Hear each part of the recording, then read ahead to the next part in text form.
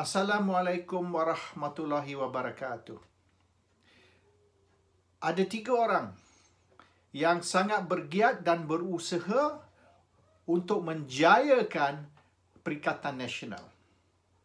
Satu gabungan ataupun pakatan 3 parti, iaitu UMNO, PAS dan PBBM ataupun Parti Pribumi Bersatu.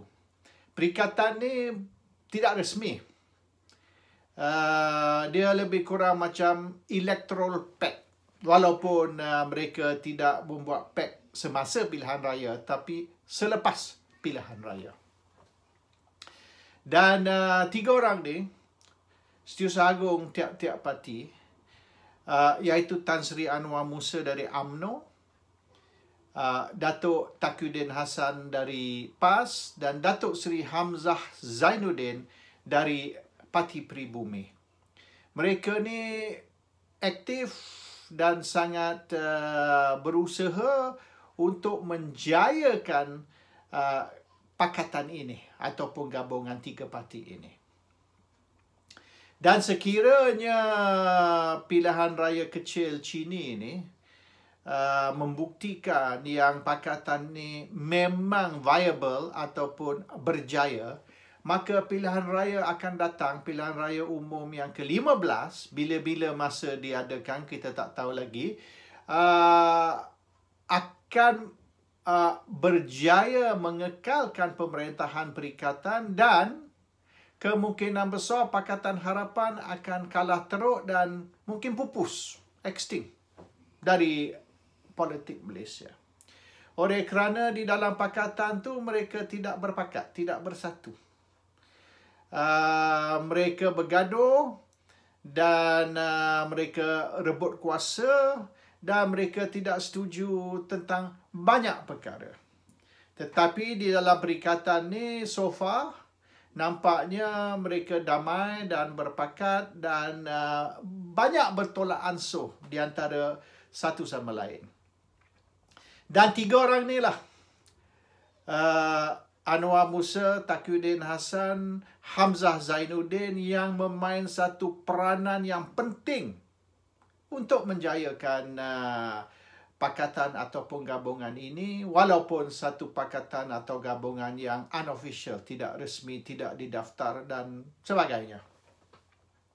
Tapi di dalam parti 3-3 itu pun ada juga pemimpin yang berusaha untuk menggagalkan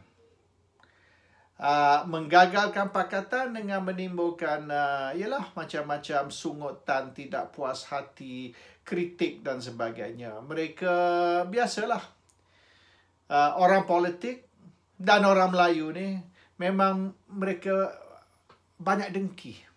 Mereka tidak boleh tengok orang senang, tidak boleh tengok orang terima faedah. Macam mana pun kalau ada faedah, kena mereka, jangan orang lain. Inilah tabiat Melayu. Dan saya tahu sangat sebab saya dulu 20 tahun saya duduk di Kuala Terengganu, satu suasana atau environment kampung di Kuala Ibai. Dan saya nak cerita sikit. Satu hari saya telah pergi ke Pasar Payang dan saya tengok ada satu raga basket ketam tapi tidak tutup. Dan saya tengok ketam tu macam nak keluar dari basket tu. Saya tanya orang jual ketam, sebab apa tak tutup? Nampaknya ketam ni dia nak lagi keluar. Jawapan yang orang jual ketam tu beri, tak apa, tengok. Bila satu ketam naik, yang ketam lain tu akan tarik turun. Jadi setiap kali ada ketam yang cuba nak keluar, ketam lain ni akan tarik dia masuk balik ke dalam bakul. Jadi tak payah saya tutup, ketam ni boleh menentukan yang ketam lain ni tidak berjaya. Inilah perangai orang Melayu, kata orang yang jual ketam tu. Jadi, ialah mungkin kita nak marah Tun Dr. Mahathir Mohamad tentang dia kritik orang Melayu, tentang dia hina orang Melayu. Tapi sikit sebanyak betul. Perangai kita Melayu ni, memang kita tak boleh nak bersatu, kita kuat dengki, kita kuat cemburu, kita kuat iri hati. Tak boleh tengok orang senang. Kalau kita tengok orang senang, kita mesti nak buat sesuatu, nak bagi mereka susah. Ini tabiat kita. Dan kalau kita tengok pilihan raya yang lepas, pilihan raya umum yang ke-14 bulan Mei 2018 sebagai contoh. Sebab apa Pakatan menang? Pakatan menang sebab orang Melayu pecah 5. Melayu UMNO, Melayu PAS, Melayu PKR, Melayu Pribumi, Melayu Parti Amanah, 5 geng Melayu.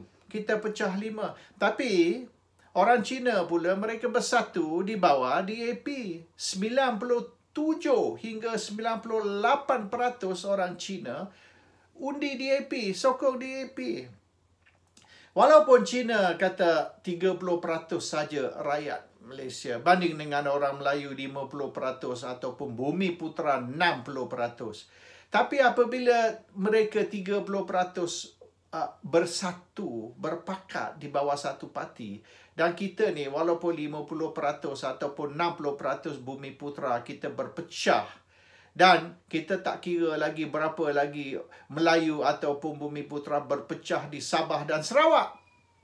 Kalau campur tu 5 bukan 5, 6, 7, 8 Melayu berpecah kalau masuk Sabah Sarawak. Jadi apabila Melayu tidak boleh bersatu kerana perangai kita ni nak bergaduh, nak berpecah, nak dengki sama sendiri, maka yang minoriti 30% akan memerintah. Dan kita majoriti akan menjadi hamba di negara sendiri. Itu saja.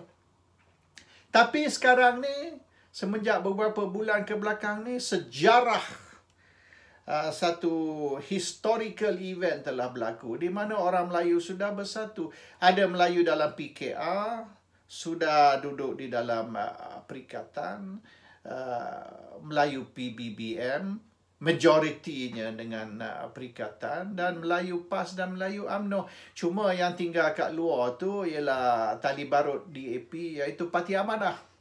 Dan mereka memanglah kini dulu selama-lamanya bersama DAP, sebab DAP yang tubuhkan Parti Amanah, dan DAP yang memberi kewangan duit mereka berjuta-juta datang dari DAP. Jadi mereka tak bolehlah nak tinggalkan DAP. Tapi Melayu Parti Amanah tu kita boleh ketepikan lah. Mereka Melayu di luar, bukan Melayu di dalam. Cakap di bibir Islam, tapi dalam hati bukan Islam. Itulah perangai Parti Amanah. Jadi jangan ambil kira, kita ambil kira parti terbesar, iaitu Melayu dalam PKR, Melayu Pribumi, Melayu PAS, Melayu UMNO. Mereka sudah bersatu. Dan ada usaha dalaman.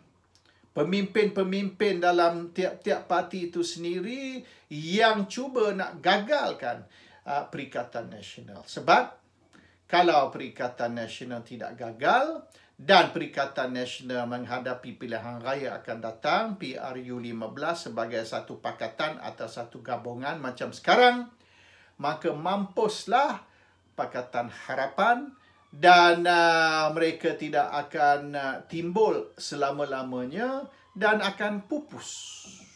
Tidak akan ada lagi di dalam politik Malaysia. They will no longer be a factor in Malaysian politics. That is the issue. Jadi kita kena berjaga-jaga.